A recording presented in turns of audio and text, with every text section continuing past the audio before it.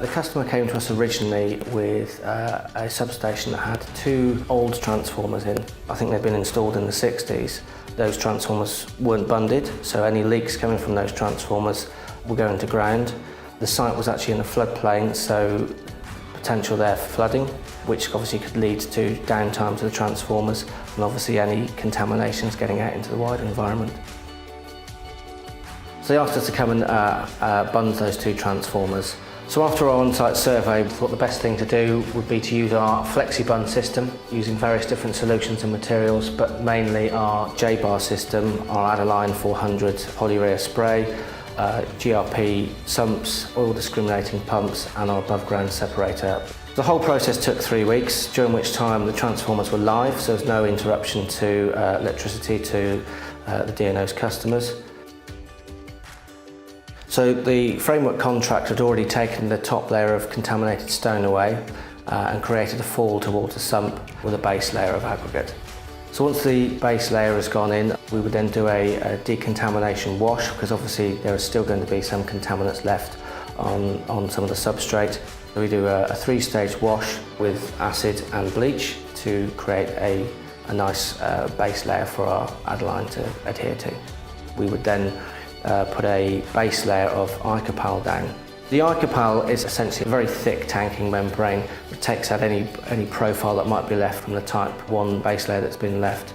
Once we've laid the Icopal, we would heat seal that. We'd use that using a roofer's torch, which is a very quick, simple procedure to do. But that creates an initial seal between the base of the wall and the Icopal. So the next step would be to create or build the J-bar wall. The transformers were sided on 4 sides by brick walls, but one of those walls was actually a third-party wall that was owned by the local council. So we used our J-bar system to be able to create a bund wall, and so we wouldn't actually be touching that third-party wall.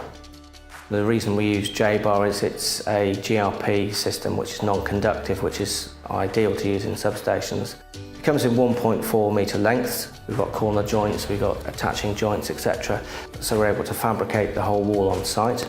J-bar is much more preferable to use than concrete on site. Obviously, bringing in wet trades has its own risks. It's also much cheaper to use than concrete, and it's also much quicker. Comparatively speaking, we're looking at days to use a J-bar system, opposed to a concrete system, which potentially can take weeks to cure. We also use J-bar around the doorway, obviously because we've created a bund. The reason we used J-bar is it was a much quicker, cheaper, easier solution than installing, for example, a flood door. One of the components that we use is a substance called ralathane to create a soft joint. So before we spray our Adler Allan, we would chase a 5mm groove into the existing wall and insert ralathane into that. We also use it to fill any cracks if we're spraying onto an existing wall, a brick wall, where there might be some failing mortar, etc., or cracks in the wall. We also use it to take out 90-degree angles, so we've got a nice soft angle to be able to spray onto. We mask off before we spray. Obviously, we want to protect our customers' assets. We want to make sure that the job that we're doing is nice and neat, and we want to get the best finish we possibly can. Okay, so now we're ready to spray with Adler Allan. This is our unique product, unique to Adler Allan. It's a unique polyurea plural component spray. Adler Allan is fantastic at lining bunds because it's 100% hydrocarbon proof, 100% waterproof. It's a tough, durable membrane that will last in excess of 10 years. Once it's sprayed on, it's touch dry in 2 seconds. You can walk on it after 20 seconds without leaving a footprint. Within half an hour, you can actually hit it with a sledgehammer. Adler Allan 400 is a fantastically environmentally friendly product to use. There's no VOCs that are released during and after spraying. Compared to concrete, the Adler Allan 400 has a much lower carbon footprint. Okay, so once we've sprayed Adler Allan 400, we've actually got a completely sealed bund. So any rainwater, previously it obviously just drained away to groundwater along with all the contaminants, but now we were creating a system to capture all of those contaminants and obviously the rainwater as well.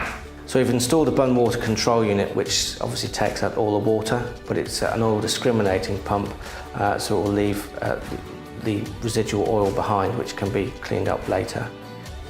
As all equipment does, sometimes these bund water control units can fail, So as a belt and braces option, we have installed our box set unit, which is essentially an above ground separator.